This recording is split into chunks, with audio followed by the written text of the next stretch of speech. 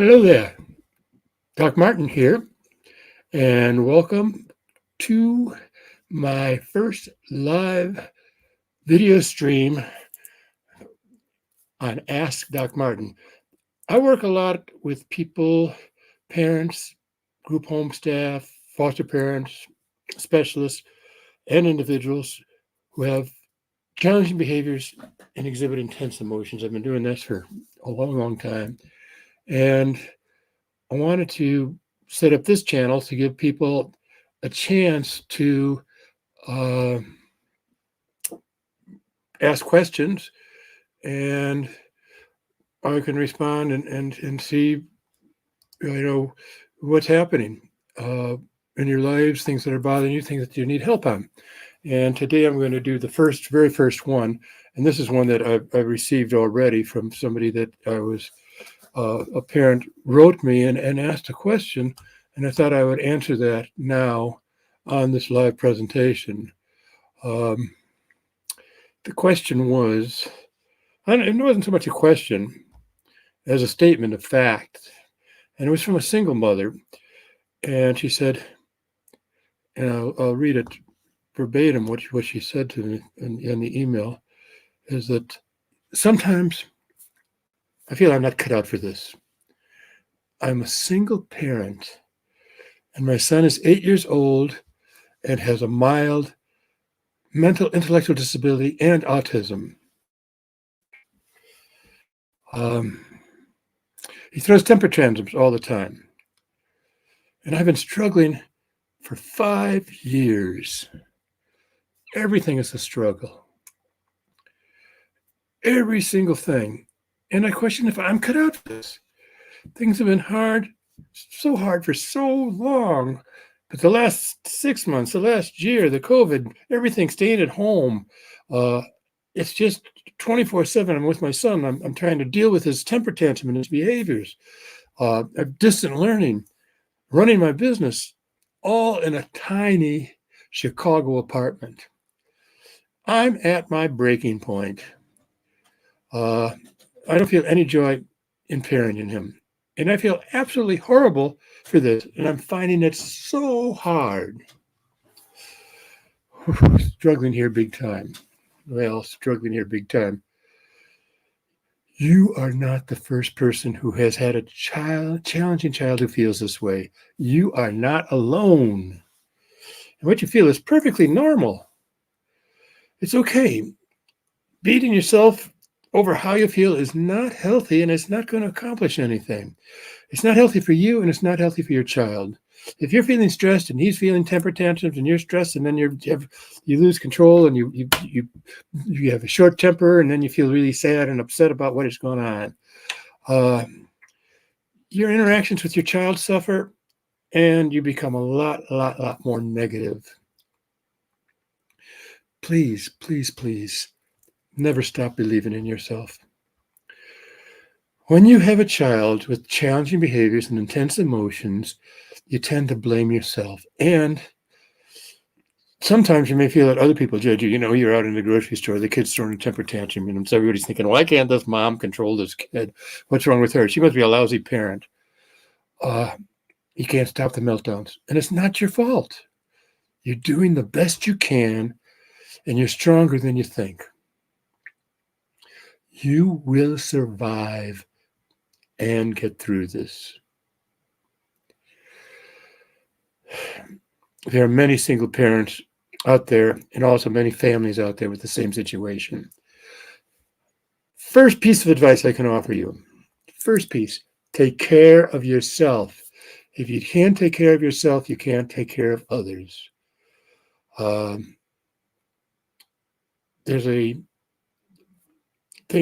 little thing on the internet called the oxygen dilemma. And and I've talked about it in one of my previous videos online in my YouTube channel, Moving On Beyond Meltdowns. And basically what it was is that just you think of the time when you've flown, and the stewardess stands up in front, and they go through their little safety thing showing you how to do the seat belt, and and then the oxygen mask. And they say, when the oxygen mask drops down, put the oxygen mask on yourself before you put it on the other person. And the reason is simple, because if there's no oxygen in the cabin, you'll pass out and you won't be able to help somebody. And we apply the same thing to taking care of yourself. If you don't take care of yourself, you won't have the energy to take care of the person you're taking care of. So first thing in maintaining good health is to maintain good physical health. Good physical health. And there's three important things in all the I've constantly am seeing it being mentioned in the stress management books. And they are sleep, nutrition, and exercise. You need to get enough sleep.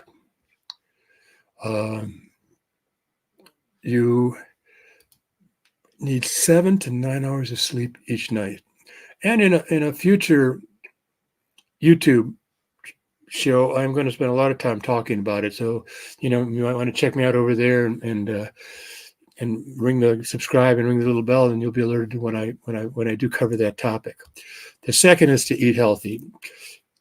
Our diet, our nutrition, it suffers when we're stressed out and we're eating poorly. We're not eating irregularly. We're eating bad food and junk food, and I call it stress relieving foods that aren't healthy for us and really aren't stress relieving. So a good healthy diet is important. And the third factor of the three big ones is get enough exercise. You need to get enough exercise so that it relieves your stress.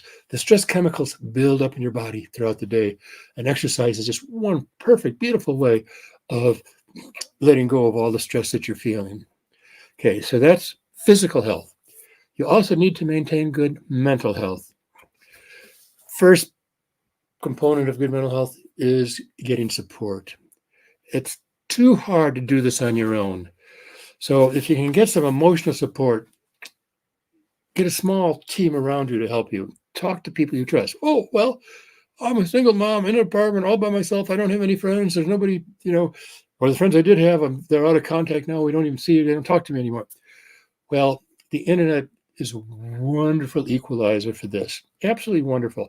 There are lots of groups online. You can Google challenging behaviors, autism, intellectual disabilities, and come up with groups. Facebook has a listing of different groups, and you can look at them to see which one fits your style and the type of problems. And people, they're support groups. They share their problems, they give advice, they listen. Mainly, they listen. And that's so important to have somebody to listen to. Locally, I would say look into either or both, since the son has intellectual disabilities and autism, look into your local ARC. The ARCs are everywhere throughout the country. So just A, capital A, small RC, ARC. They work with people with intellectual disabilities and their parent support groups. And then there's your autism, both state and local. There's autism groups of parents out there. So get some support. The second component of good mental health, to my way of thinking, is to practice mindfulness. Now, mindfulness is a buzzword. Everybody does it and they talk about it. Learn some simple, easy to use mindfulness programs. I've actually developed some training programs for that, and you can email me at managingmeltdowns@yahoo.com, and I will respond and give you some links to some good mindfulness programs. But I've got some really simple ones too that are easy to use. That they're just a 2-minute breathing exercise. Palm of the hand, breathing, relaxing, focusing on the palm of your hand, and then close your eyes and deep breathing. Lift up one finger at a time. Breathe in, breathe out. Breathe in, breathe out. Breathe in, breathe out. Breathe in, breathe out. Breathe in, breathe out. You can quote in, out.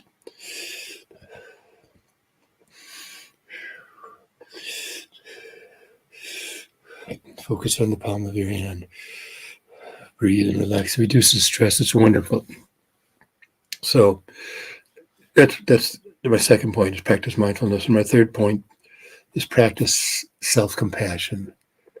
Self-compassion, compassion for yourself. Imagine, if you would, you have a friend that's really stressed out. They're under a lot of stress. What advice would you give that friend? And you would tell them things, and you would be there to support them and help them and give them some good advice on how they can manage their stress. The same way, give that same advice to yourself. Be kind to yourself. That's a good starting point. Another thing that you can do is do calming activities. We all only have so much energy, and throughout the day we use up our energy. We're like a cell phone battery. Say, you've got your cell phone, and you've got it on there, it'll say, oh, 97%. It's running pretty good. But as the day goes on, your battery wears down, wears down, and wears down, and you need to recharge it. So I'm saying calming activities are recharging. They are enable you to recover, to relax, recharge yourself. And they could be things you currently enjoy or things you have enjoyed in the past, things you've never done or you'd like to. And many of them can just take a few minutes. They don't have to take long. And I'll give you some examples across some areas just really quickly. And leisure time activities. You have a music instrument, cuddling a pet, watching a relaxing movie, listening to music, reading a book, taking a long.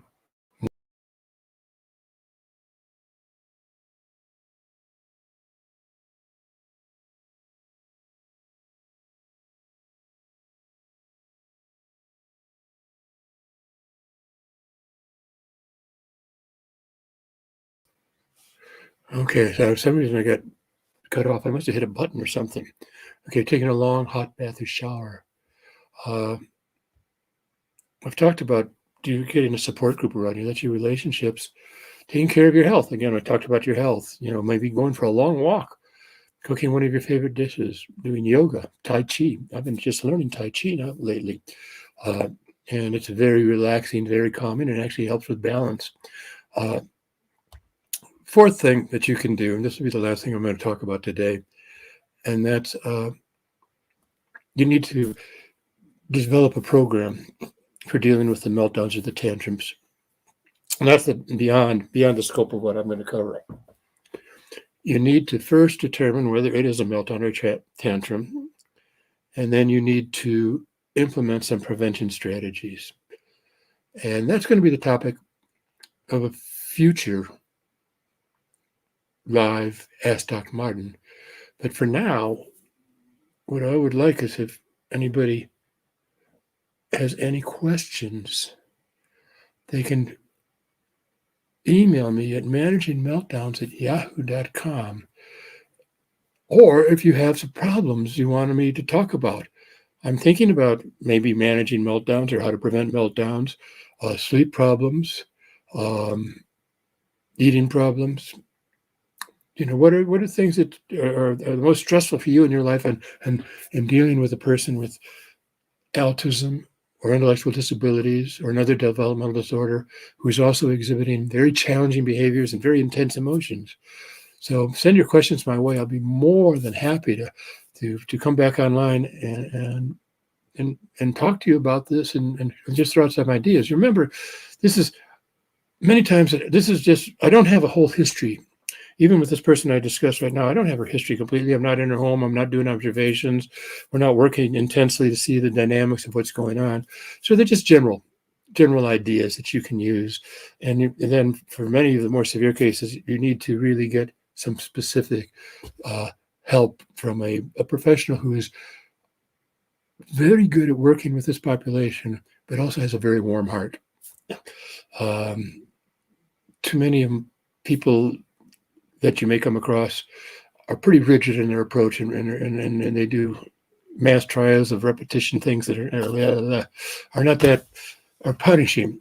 And if you want somebody who really cares about you, cares about your child, and has good skills. So I'll end this like I end my YouTube channels.